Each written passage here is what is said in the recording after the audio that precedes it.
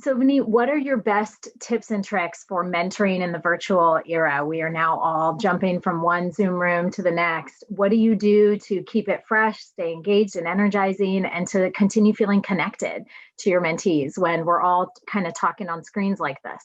I remember you used to bring chocolate to meetings. So, what's kind of the replacement in the Zoom era? Well, it's not chocolate, I'm afraid. Although chocolate is the answer to most things, I feel.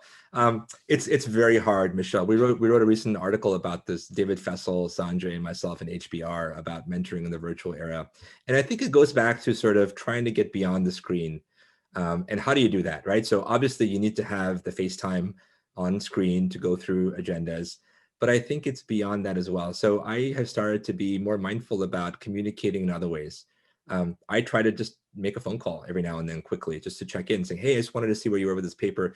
I could send an email. I actively choose not to. I actively choose to make that call and even drop in a voicemail. It's funny, I've left more voicemails for people in the past 6-9 months than I have before, because there's something about seeing that missed call to know someone was thinking about you and there's a message there with a voice that I think is quite powerful.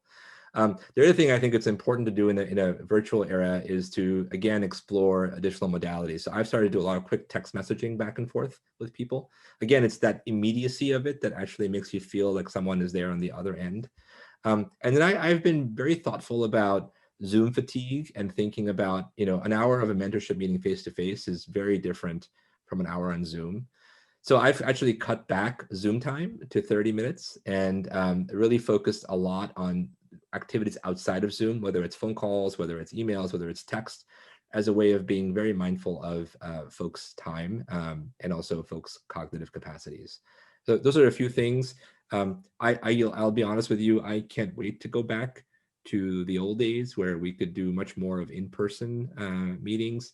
But I honestly think that coming out of the pandemic, this has taught me to be much more sophisticated when it comes to communicating outside of a physical one-to-one relationship. And if anything, I hope that when we add that back, that we're going to be much more sort of interlinked with one another because of what's happened as a result of our social distancing and being in a virtual era. I think this is just going to bring us stronger together in the near future.